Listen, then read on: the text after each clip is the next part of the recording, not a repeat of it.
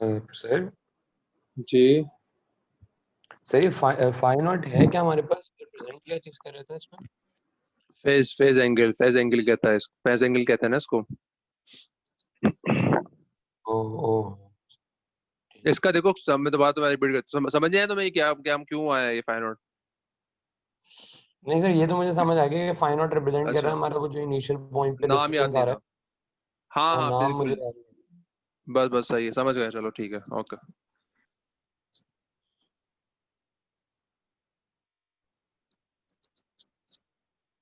तो मैं यहाँ रिपीट ये कर रहा था कि जो आपका फ्रीक्वेंसी डोमेन होता है उसमें आपके पास इनिशियल कंडीशन का अफेक्ट नहीं आता है। तो यहाँ पे चाहे वो एक्स नॉट होता टाइम जीरो के ऊपर, ये एक्स नॉट है, अगर ये जीरो भी होता फिर भी आपकी फ्रीक्वेंसी वहीं बन के आती पीक। चाहे ये एक्स नॉट हो, चाहे ये कुछ और वैल्यू हो, कुछ भी हो सकती है वैल्यू स्टार्टिंग पॉइंट, तो वो उससे आपका फ्रीक्वेंसी डोमेन में कोई इफेक्ट नहीं पड़ेगा। आप फ्रीक्वेंसी जो है वो हमेशा उसी पीक पे आएगी जहाँ पे उसकी सिग्नल की जो है तमाम की तमाम जो है इनपुट है उसमें। अच्छा, अब सबसे इम्पोर्टेंट एक जो स्लाइड है वो आ रही है, तो I am waiting for the other students, I think सब लोग नहीं आए।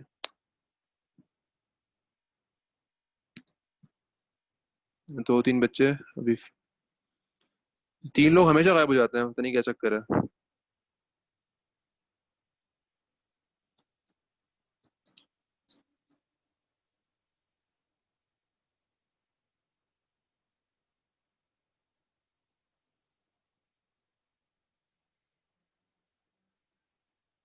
सो I think let us wait 2 more minutes, फिर इसको स्टार्ट करते हैं, क्योंकि मुझे सारे स्टूडेंट्स चाहिए यहाँ पे।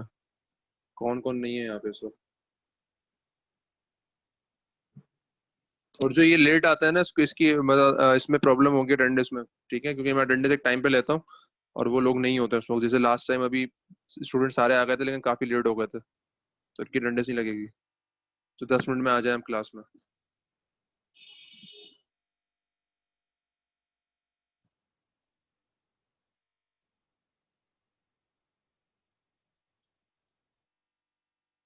ओके, आई थिंक वो जियाद वगैरह जो है उनको यूनिवर्सिटी जाना था। दानियल, आप भी जा रहे हैं यूनिवर्सिटी आज? नहीं सर, मैं क्लास के बाद चले जाऊंगा। Okay, sure. सो 1-2 मिनट और रुकते हैं, then we will start.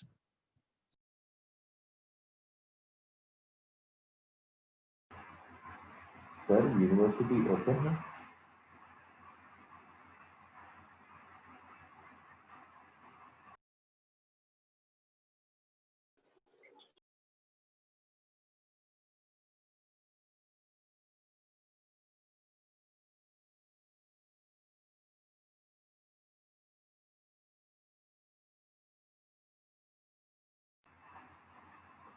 Sir ji universities open है? सॉरी, यूनिवर्सिटीज ओपन है? यूनिवर्सिटी के मतलब कुछ कुछ जो डिपार्टमेंट्स हैं वो खुले हुए हैं। खासतौर पे मंडे ट्यूसडे और थर्सडे को तो खुलती है यूनिवर्सिटी, मतलब तो आपको कुछ चीज़ मिलने तो मिल सकते हैं, लेकिन बाकी लोग कोई जा नहीं रहा वहाँ पे। मतलब जो आपके मैनेजमेंट के डिपार्टमेंट्स हैं, एडमिशन वगैरह वो खुले हुए हैं, सारे एचओडी वगैरह जा रहे हैं, तो टीचर सारे नहीं आ रहे।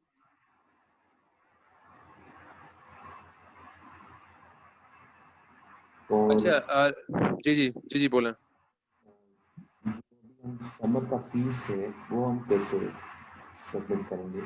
ये आप मिस सफ़ा से पूछ लें काइंडली ना, वो आपको ज़्यादा अच्छा गाइड कर देंगी, क्योंकि वो अब यूजीसी है, मैं नहीं हूँ यूजीसी ना, तो वो आपको अच्छा गाइड कर देंगे, क्योंकि वही इस लिंक में है ना कि किस तरह वो फीस पे वगैरह करनी है। ठीक है, ओके।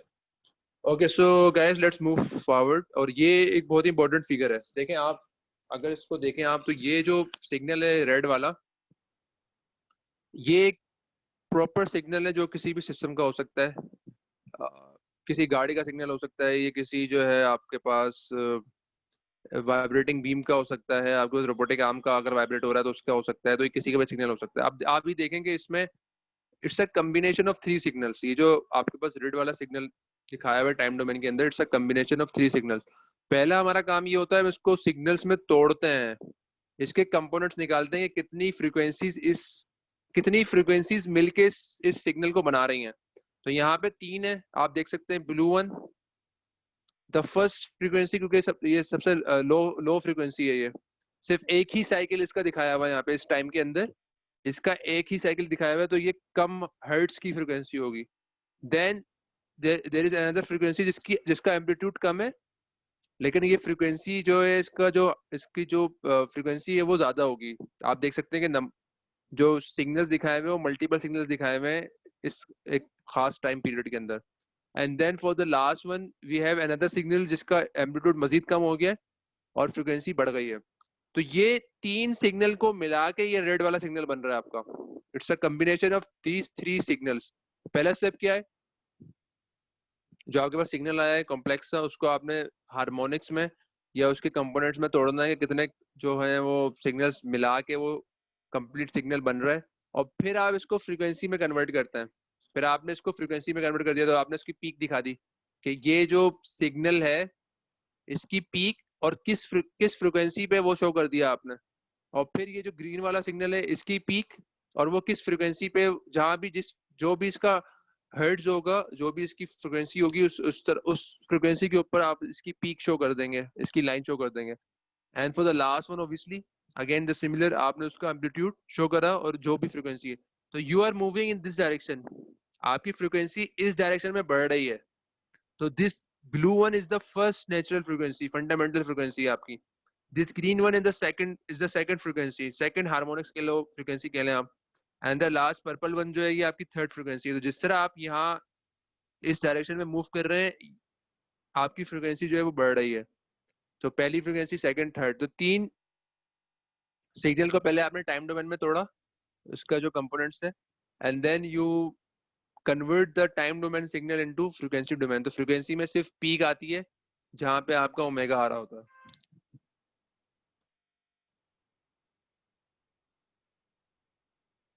दोबारा वही शो किया हुआ। अच्छा जी, अब आते हैं कि दोनों में फर्क क्या होता है। तो जो फोरियर सीरीज सिर्फ समझने की कि जो उसमें पीरियोडिक होता है और जो फोरियर ट्रांसफॉर्म होता है ऑब्वियसली वो अपीरियोडिक फंक्शन होता है। और अब यहाँ सवाल एक पूछा हुआ है कि what will be the time period of an periodic function. तो ऑब्वियसली बात है कि अगर वो कोई पीरियड ही उसमें बन के नहीं आ रहा है, जो आपका सिग्नल है वो एक खास टाइम के बाद रिपीट नहीं हो रहा है, तो उसका जो टाइम पीरियड होगा इन्फिनिटी होगा, उसको वापस रिपीट ही नहीं हो रहा, बिल्कुल रैंडम सिग्नल है वो। तो जो आपका पीरियोडिक फंक्शन है वो वो बिल्कुल जो है खास टाइम के बाद रिपीट हो रहा होता है, तो आप पीरियोडिक फंक्शन जो है वो आपका रैंडम फंक्शन होता है इसको, तो उसमें आप फुल ट्रांसफॉर्म लगाते हैं। खैर ये हमारा समझने की बात। अब ये जैसे क्योंकि क्योंकि जो पीरियोडिक फंक्शन थे उसमें आप जो है वो डिस्क्रीट जो फॉर्मूले यूज कर रहे हैं, सिग्मा सिग्मा यूज कर रहे हैं, लेकिन जो पीरियोडिक फंक्शन है उसमें आपको इंटीग्रेट करना पड़ेगा क्योंकि वो रैंडम सिग्नल है बिल्कुल ना, उसमें कोई कंप्लीट नहीं हो रहा साइकिल, या उसमें रिपीट नहीं हो रहा है जो भी आपका फंक्शन है। अच्छा, अब आ जाते हैं कि फास्ट फोरियर ट्रांसफॉर्म क्या होता है। तो आप फास्ट फोरियर ट्रांसफॉर्म जो है is a set of algorithms that are used to efficiently calculate Fourier transform of discrete data। तो पहली बात तो डिस्क्रीट डेटा पे काम करता है ये, और एक एल्गोरिथम है ये, तो ये आपको काफी जगहों पे इस्तेमाल होता हुआ नजर आएगा। Very general work with periodic function as well, तो बहुत एक सिंपल सी चीज है ये। अच्छा, इसमें अब पहले तो जब मैं क्लास में था तो मैंने सब कुछ शायद दिखाया भी था कि एक एप्लीकेशन होती है FFT स्पेक्ट्रम एनालाइजर। तो आप ये इंस्टॉल कर सकते हैं, गूगल उसमें मिल जाएगी आपको प्ले स्टोर पे।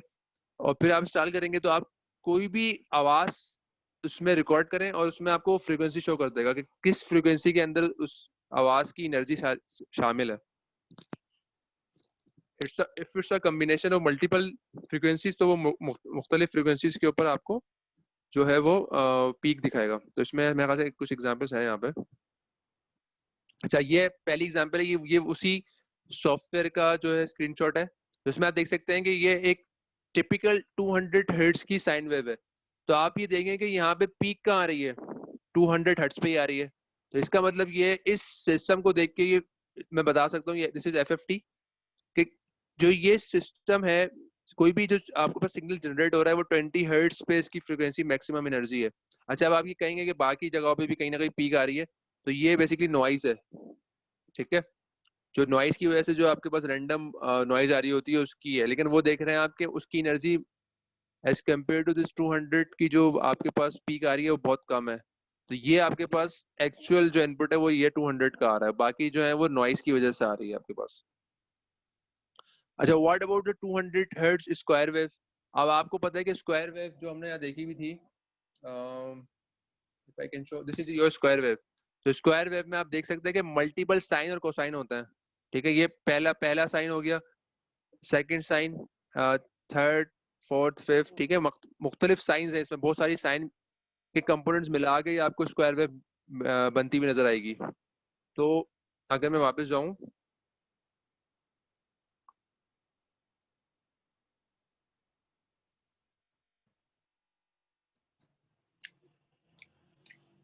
तो आप ये देख सकते हैं यहाँ पे कि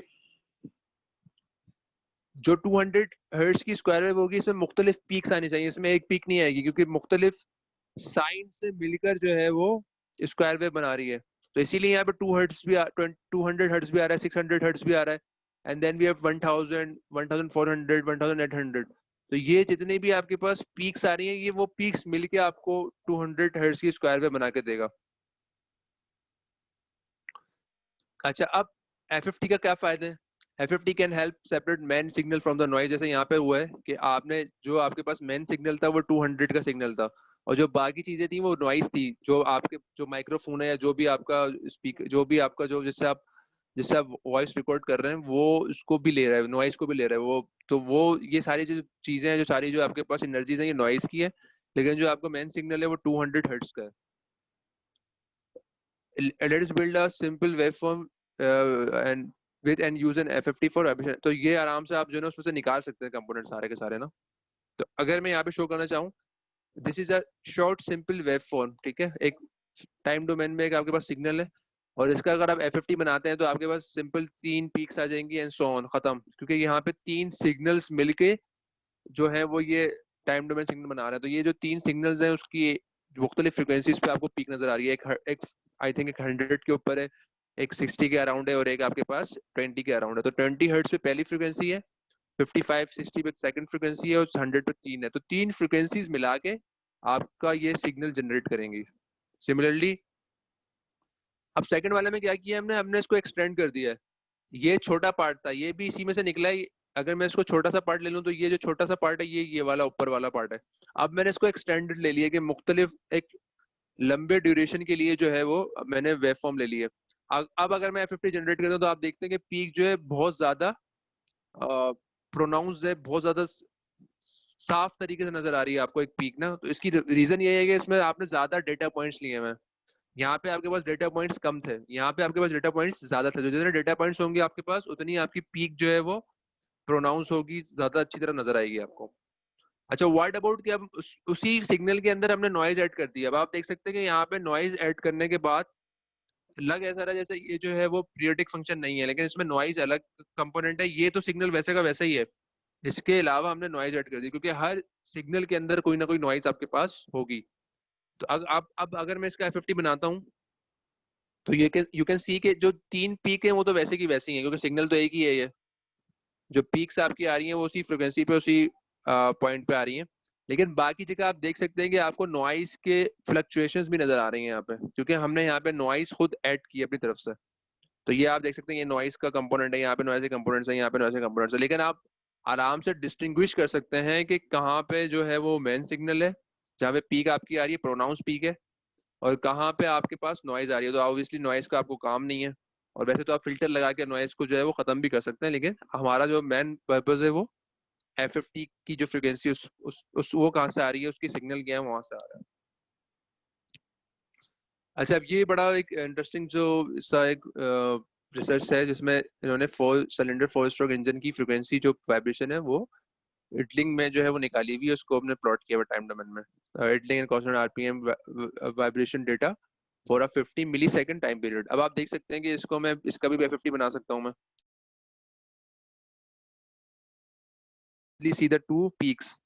पहली पीक जो है वो तकरीबन आपकी मेरे ख्याल 25, यहाँ पे शायद फर्स्ट पीक जो है 15 हर्ट्ज पे आ रही है, which is at 900 RPM. The second frequency is at 30 hertz, 1800 RPM। तो आप इससे आपको क्या आपको कंक्लूजन क्या मिल रहा है? कंक्लूजन ये मिल रहा है कि ये जो वाइब्रेशन कार की, कोई भी गाड़ी की वाइब्रेशन जो हो रही है, जो इटनिंग में है और एक खास RPM के ऊपर है, तो ये 2 फ्रीक्वेंसीज कंपोनेंट्स इसमें प्रोनाउंस हैं। पहला 15 हर्ट्ज वाला, सेकंड इज 30 हर्ट्ज वाला। अब अगर आपने ये जो वाइब्रेशन है ये कम करनी है तो क्या करेंगे आप, इस 15 हर्ट्ज की पीक को कम करने की कोशिश करेंगे और इस 30 हर्ट्ज की पीक को कम करने की कोशिश करेंगे, ठीक है। तो जैसे ही आप इस 15 हर्ट्ज की पीक को कम करेंगे और इस 30 हर्ट्ज की पीक को कम करेंगे तो आपकी ये जो मोशन है, जो मूवमेंट है, ये मजीद कम हो जाएगी और आप वाइब्रेशन को मजीद कम कर सकते हो। तो ये रीजन यही होता है कि आप आइडेंटिफाई पहले क्या करते हो कि कितनी फ्रिक्वेंसी से मिलकर वो सिग्नल बन रहा है, कितनी फ्रिक्वेंसीज का असर है उसके ऊपर, उन फ्रिक्वेंसीज को कंट्रोल करते हैं। फिर आप 15 हर्ट्ज को और 30 हर्ट्ज को कंट्रोल करेंगे ताकि ये जो मोशन है इसको कम करें। जितना मोशन कम होगा, जितना एम्पलीट्यूड कम होगा, उतनी आपकी वाइब्रेशन कम हो जाएगी।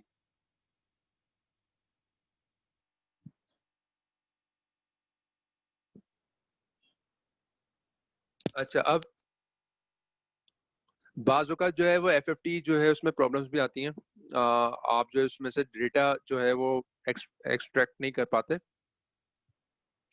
जैसे अगर मैं पिछला वाला तो इडल कंडीशन में था ना, दूसरे वाले में आप ये करते हैं कि in case of IC engine, the engine set off for a period of time idle, and then the engine was revved before letting it idle again and finally turning it off. तो यहाँ पे जो उसने किया हुआ है, यहाँ पे उसने एक खास ड्यूरेशन के अंदर निकाला हुआ है जिसमें इंजन चल भी रहा है, गाड़ी भी आपकी चली है बीच में, और आप उसको जो है एक खास टाइम पे निकाल दिया आपने, स्टार्ट किया यहाँ से, फिर आप उसको एक खास आरपीएम पे चलाई है आपने, फिर आपको बंद कर दिया इंजन आपने। तो अगर मैं इसका एफएफटी निकालता हूँ तो बड़ा ही रैंडम सा एफएफटी आ रहा है, मतलब बहुत सारी फ्रिक्वेंसीज आपको नजर आ रही होंगी जहाँ पे आपके पास पीक्स आ रही हैं, मतलब एक रैंडम है। तो अगर इन दोनों को कंपेयर करें, इस वाले एफएफटी को और इस वाले को, तो जमीन आसमान का फर्क है। यहाँ पे आपके पास बड़ी प्रोनाउंस सी पीक्स आ रही हैं, आपको पता है कि ये पीक्स इंपॉर्टेंट है, इनको हमने कंट्रोल करना है। लेकिन यहाँ पे आप, it's very difficult to find कि कहाँ पे पीक है, कहाँ पे आपके पास आपने जो एनर्जीज हैं कहाँ पे वो शामिल है और किस पीक्स को कंट्रोल करना है आपने। तो इसके लिए हम इस्तेमाल करते हैं स्पेक्ट्रोग्राम।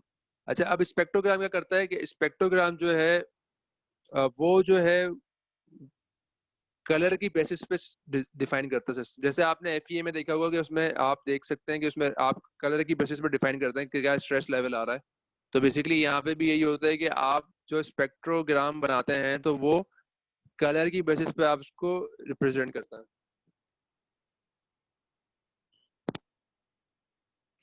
तो यहाँ पे आप देख सकते हैं कि इसी को इस्तेमाल करते हैं हमने। जब स्पेक्ट्रोग्राम बनाया तो आप मुख्तलिफ कलर शो कर चेक कर सकते हो, उस कलर से वो शो करेगा कि कहाँ पे मैक्सिमम पीक है आपकी, किस फ्रीक्वेंसी के ऊपर आपका जो है वो। अब जैसे ये वाली जो अगर मैं लाइन को चेक करूं तो आप देख सकते हैं कि फ्रीक्वेंसी चेंज हो रही है, ठीक है, तो वो बढ़ रही है फ्रीक्वेंसी, तो यहाँ पे एनर्जी ज्यादा है and so on.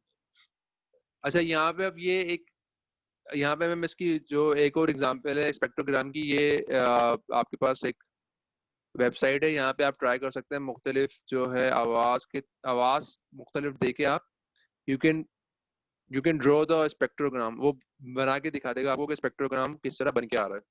For example मैं सिर्फ यहाँ पे आपको एक एग्जांपल के थ्रू शो कर सकता हूँ। तो अगर आई थिंक मैं वहाँ खोल देता है।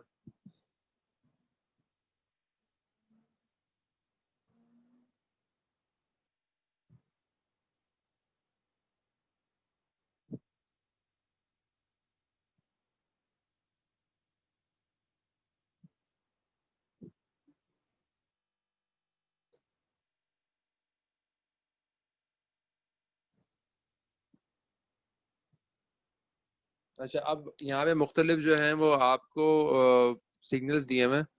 तो अगर आप वो सिग्नल, अब यहाँ से आवाज़ तो नहीं आएगी आपको, लेकिन आप चेक कर सकते हैं कि अगर मेरे को सिग्नल, जैसे ये जो बांसुरी का सिग्नल है इसको मैं दबाता हूँ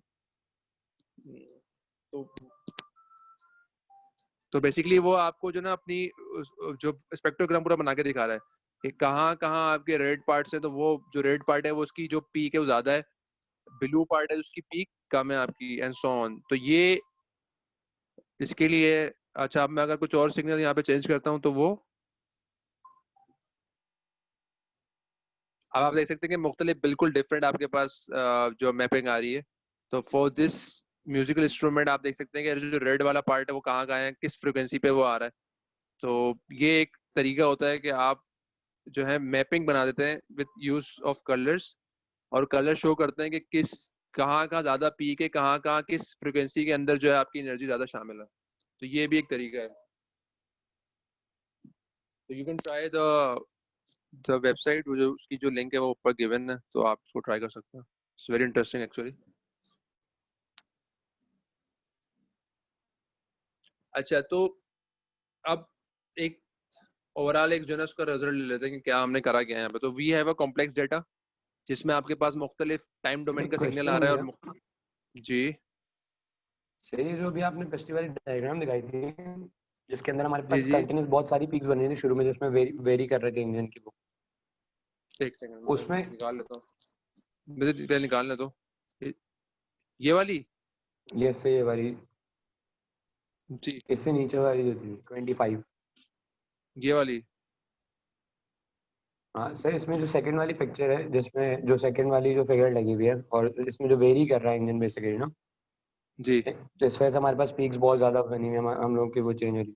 सर इसमें से जी जी नॉइज, अगर आप ये जो नीचे की नॉइज अब कैंसिल करेंगे तो उस पर हमारे पास डाटा पे फर्क, ऊपर पीक्स पे फर्क पड़ेगा जो पीक्स आ रही ज्यादा नहीं फर्क पड़ेगा। वजह इसकी ये है कि जो जो नॉइस की एम्पलीट्यूड है वो बहुत ही कम है। थोड़ा बहुत असर होगा ऑब्वियसली बात है, लेकिन आप जो नॉइज ऐसे ऐसे नहीं जनरेट, आप ऐसे खत्म नहीं करते नॉइज। आप करते क्या हो, फॉर एग्जाम्पल इस फिगर की बात करें हम तो अजम्पशन ये नजर आ रही है मुझे कि 200 180 के बाद जो है ये यहाँ जो है यहाँ नॉइज है, 180 के बाद नॉइज है, ऐसा ही है, लग रहा है ऐसा है, ठीक है, कि 180 हर्ट्ज के बाद ये नॉइज है सारी। तो आप फिल्टर लगा देते हैं, फिर फिल्टर लगा देंगे, आपके ये बोलेंगे आपके भाई जो भी आपके पास सिग्नल 180 हर्ट्ज से आगे का सिग्नल है उसको ट्रंकेट कर दो, खत्म कर दो, ठीक है। तो है। आप सिग्नल से करते हो फिर वो काम। सिमिलरली यहाँ पे भी लगा सकते हैं आप कि 50 हर्ट्ज से पहले पहले जितने भी हैं वो नॉइज इसको खत्म कर दें आप। तो ये फिर वो बैंड पास फिल्टर इस्तेमाल होता है और मुख्तलिफ किस्म के फिल्टर इस्तेमाल कर सकते हैं। उससे आप एक खास फ्रिक्वेंसी रेंज लेंगे खाली, बाकी जो फ्रिक्वेंसी रेंज होगी उसको आप जीरो करवा देंगे, खत्म करवा देंगे या उसको इस्तेमाल नहीं करेंगे, क्योंकि वो इतना आपके लिए इंपॉर्टेंट नहीं है, ठीक है। असल में सर मैं यूज कर चुका हूँ ये, तो मैं जब हम नॉर्मली नॉइज कट डाउन करते हैं तो ऊपर जो पीक्स होती है फ्रिक्वेंसी की वो भी साथ कम हो जाती है। थोड़ी सी कम होंगी, बहुत ज्यादा कम नहीं होंगी, क्योंकि वो जो आप फ्रीक्वेंसी, अब थोड़ा फर्क तो जरूर आएगा ऑब्वियसली बात है क्योंकि कनेक्टेड है ना वो, लेकिन बहुत ज्यादा फर्क नहीं आना चाहिए वरना फिर कोई गड़बड़ कर रहे हैं हम। थोड़ा बहुत फर्क तो एब्सोल्युटली आएगा, उसमें तो कोई गुंजाइश नहीं है, क्योंकि पहली बात तो ये कि इसका एम्पलीट्यूड बड़ा कम है ना, जो ये वाली आपके पास पीक्स है। सेकंड, जो आपके पास फ्रिक्वेंसी है वो डिफरेंट है, तो वो फ्रिक्वेंसी में लीकेज होती है बेसिकली। अब उसमें हम ज्यादा उसमें जाएंगे कॉम्प्लेक्स में तो और मसला होगा, लेकिन वो लीकेज होती है, वरना तो कम ही नहीं होना चाहिए इसको, लेकिन वो लीकेज की वजह से होता क्या है कि आपकी बाकी फ्रिक्वेंसी का भी उस फ्रिक्वेंसी के ऊपर असर होता है। फॉर एग्जाम्पल अगर मैं यहाँ कुछ कुछ कम करूंगा तो यहाँ असर कुछ ना कुछ जरूर होगा, लेकिन वो उतना प्रोनाउंस नहीं होता जितना जिससे आपको कोई तकलीफ ज्यादा हो ना, तो वो इट्स ओके चलता है वो। तो उसमें सही आप बता सकते हैं कि हाँ ये फ्रिक्वेंसी के पीक तो नजर आ रही होगी ना आपको, तो उसको और मजीद कम कर लेंगे आप जो भी आपकी रिक्वायरमेंट होगी। सही। Okay, thank you. No problem. अच्छा, तो हम यहाँ पे आ गए थे। तो पहले हमने कॉम्प्लेक्स डेटा निकाला and then we converted into FFT, और फिर जो इंग्रेडिएंट्स हमने देख लिए कि किस एम्पलीट्यूड्स में, किस स्पीड में, किस वाइब्रेशन पे वो क्या सिग्नल्स उसके जो ना कंस्टिट्यूट कर रहे हैं। So if earthquake vibration can be separated into ingredients, vibration of different speed and amplitudes, building can be designed to avoid interacting with the strongest ones. ठीक है, अब जो जो earthquake आता है उसमें तो जो है वो बिल्कुल रैंडम सिग्नल्स होते होंगे, ऑब्वियस सी बात है। मुख्तलिफ जो है वो फ्रीक्वेंसी पे मुख्तलिफ एम्पलीट्यूड्स पे सिग्नल आ रहे होंगे आपके पास। तो आप उसको किस तरह आप उसको जो ना अपनी बिल्डिंग्स को, अपने स्ट्रक्चर्स को बचाएंगे। तो आप करते क्या है कि आप अर्थक्वेक को स्टडी करते हैं। आप स्टडी ये करते हैं कि खास एरिया के अंदर जो अर्थक्वेक आ रहा है उसमें कौन सी जो फ्रीक्वेंसीज हैं वो ज्यादा पावरफुल हैं, जो स्ट्रॉन्गेस्ट हैं, जिनका एम्पलीट्यूड सबसे ज्यादा आ रहा है। तो सिर्फ आप उनको फोकस करते हैं, उनको कम करने की कोशिश करते हैं आप, ठीक है। तो ये एक तरीका होता है। Second, if sound waves can be separated into ingredients based in treble frequencies, we can boost the part we care about and hide the ones we don't. The cackle of random noise can be removed. Maybe similar sound recipes can be compared. तो ये आप इसमें जो आपके जो आप वो होते हैं हैंड्स फ्री वगैरह होते हैं जो आप, तो उसमें आप आराम से देख सकते हैं कि मुख्तलिफ हैंड्स फ्री की मुख्तलिफ करेक्टरिस्टिक्स होती हैं, मुख्तलिफ तरीके से वो काम करते हैं। तो वो बेसिकली उसमें यही है कि वो क्या चीज को एनहेंस कर रहे हैं वो।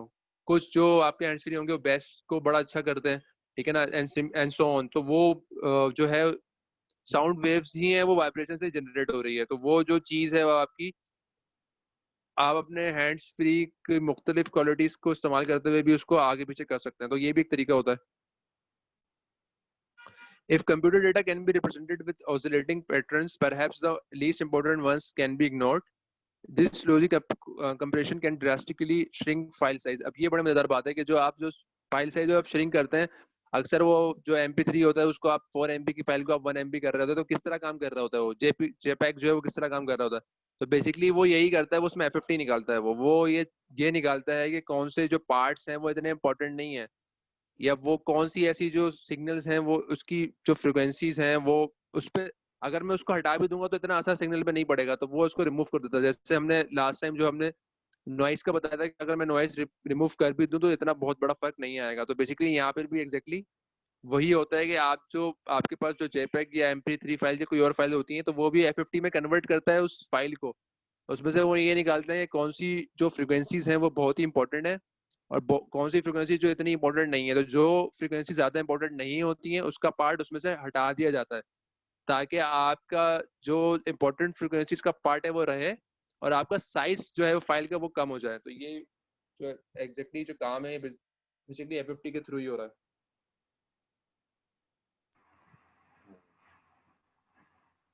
सर जी सर जो यूनिट डेसिबल्स है वो भी वाइब्रेशन है। किसमें? डेसिबल्स। डेसिबल तो एक यूनिट है ना, जो डेसिबल है वो एक यूनिट है तो साउंड का। तो वो वाइब्रेशन के थ्रू भी आप यूज कर सकते हैं। इंटरकनेक्टेड है ये तमाम चीजें ना, ठीक है, सब इंटरकनेक्टेड है। देखें वाइब्रेशन होगी तो नॉइज आती है और वो नॉइज की वजह से फिर वाइब्रेशन होती है, तो वो इट्स इंटरकनेक्टेड उसको कह सकते हैं आप। तो वो डेसिबल तो एक यूनिट है जो ना साउंड के लिए जो यूनिट इस्तेमाल होता है, और जो वाइब्रेशन है वो साउंड प्रोड्यूस करती है। तो वो आप इसको कह सकते हैं कि वाइब्रेशन से आ रही है वो, यू कैन सेड इट।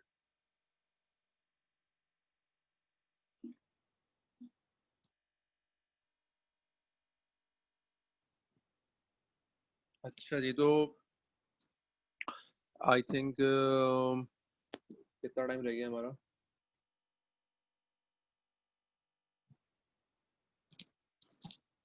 किसी का कोई सवाल है तो यहाँ पे पूछ सकते हैं। हम इसको क्लास को थोड़ी सी देर में बस एंड कर देंगे। तो if you have any question, ये जो जितना भी आज का टॉपिक था इसमें से आपके पास कोई एग्जाम में या क्विज वगैरह में आने का चांस नहीं है, ये सिर्फ कॉन्सेप्चुअल बेस्ड था। कुछ डेफिनेशन वगैरह आ सकती हैं, आपको आइडिया होगा उसमें। तो ये कॉन्सेप्चुअल बेस्ड था, एक एंजॉयमेंट की तरह का था, एक तरह से कि आप किस तरह जो है ना उसको मुख्तलिफ सिग्नल्स को चेक कर सकते हैं, जो मतलब किस तरह जो है वो आप सिस्टम को जो है वो तोड़ सकते हैं उसकी फ्रिक्वेंसीज में। तो ये एक ओवरऑल फील थी वाइब्रेशन की इस PPT के अंदर।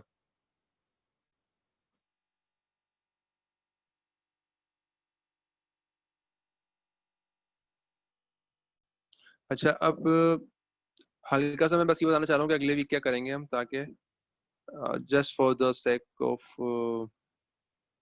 कंपटीशन। अच्छा, नेक्स्ट वीक जो है वो हम वी विल बी स्टार्टिंग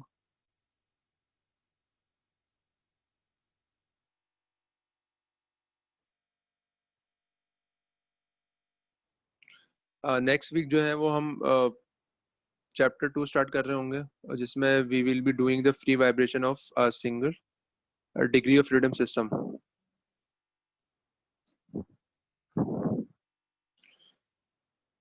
तो जो पहला हमारा टॉपिक होगा topic number 5 of free vibrations of an undamped single degree of freedom system होगा। तो इसमें जो बेसिकली आप सीखेंगे वो ये सीखेंगे कि आपने 4 मेथड को इस्तेमाल करना है, 4 मेथड आने चाहिए आपको। और उसमें से मैं आपको बताऊंगा कि किस आपने इक्वेशन ऑफ मोशन निकालनी है। जो आपका काम होगा अगले जो वीक में हम पढ़ेंगे उसमें आपने इक्वेशन ऑफ मोशन निकालनी है। तो you need to draw the free body diagram of a mechanical system. ये आप सबको स्टैटिक्स वगैरह में कर चुके हैं हम लोग, और भी सब्जेक्ट में किया होगा। Obtain the equation of motion of a system containing spring elements and having a single degree of freedom using. अब ये 4 जो मेथड है ये हम सीखेंगे अगली बार ना। इसमें से 2-3 तो सारे करे हुए हैं आपने सिवाय एक आध के। डी एलिम्बर्ट शायद ना किया हो। Newton second law, you know how to use it, how to draw the free body diagram conservation of energy का कॉन्सेप्ट आपको पता है कि किस तरह जो है वो काम करता है। वर्चुअल डिस्प्लेसमेंट जो प्रिंसिपल है उसका आइडिया आपको कहीं ना कहीं जो है वो होगा कि वर्चुअल डिस्प्लेसमेंट किस तरह काम करता है, इसको भी हम देखेंगे इंशाल्लाह। और जो डी-एलिम्बिट्स प्रिंसिपल है वो उस क्या है वो उसमें और न्यूटन्स लॉ में क्या फर्क है। तो ये 4 मेथड हम जो है वो सीखेंगे। उसमें से आपने अगेन मैं आपको बताऊंगा कि आपने कौन सा मेथड जो है वो इस्तेमाल करना है या कौन सा मेथड जो है वो आपके लिए आसान रहेगा। Obviously you need to find the obtain the harmonic response of a system having a single degree. तो हमारा बेसिकली मकसद ये है कि ये निकालना है हमने कि हमने इक्वेशन ऑफ मोशन निकालनी है। तो ऑब्वियसली हम जो है उसको मुख्तलिफ इक्वेशंस निकाल रहे होंगे, मुख्तलिफ सिस्टम को सॉल्व कर रहे होंगे। ठीक है, तो आई थिंक इस वीक के लिए इतना ही रखते हैं and then we will start this topic in the next class. तो कोई सवाल है किसी का तो वो कर सकता है। I am available here right now.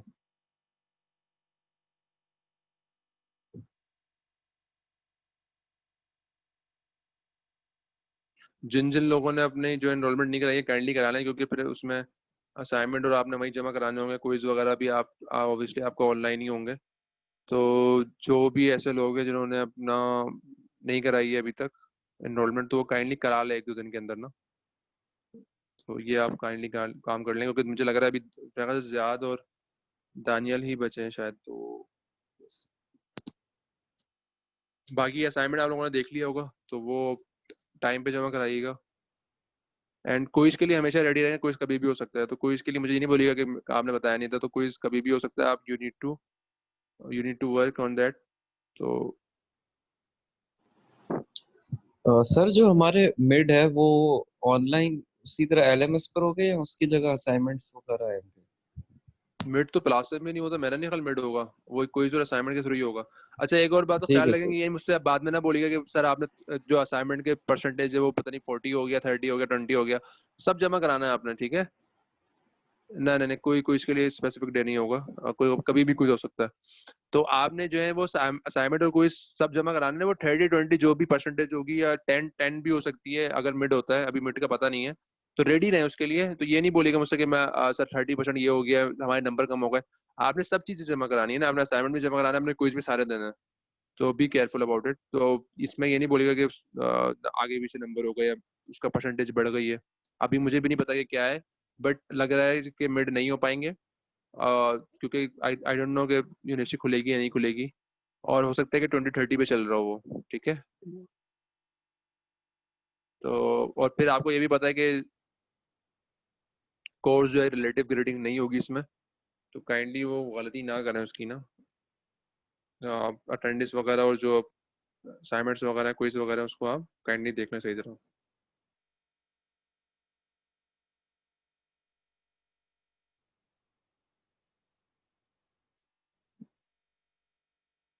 नहीं भाई, असाइनमेंट सब एक साथ भी जमा कराओगे, ये क्या बात हुई? ऑब्वियसली जो उसकी डेडलाइन है जब जमा कराएंगे ना। और कोई और सवाल किसी का है तो काइंडली पूछ सकते हैं मुझसे।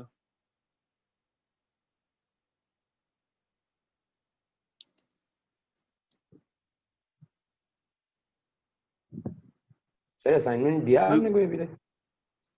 हाँ बिल्कुल दिया, आपने व्हाट्सएप चेक करें ग्रुप। तो मैंने उसमें वहाँ डाला नहीं इसमें अब एलएमएस पे, क्योंकि मसला ये है कि वहाँ पे लोग सारे हैं नहीं अभी। तो आप व्हाट्सएप ग्रुप को डेडलाइन क्या है इसकी? सर्च करें, मंडे आई गेस। चेक करें सारा, खुद ही चेक करें इसको। मैं आपको जो भी डेडलाइन हो देख लीजिएगा उस पर काइंडली। ठीक है।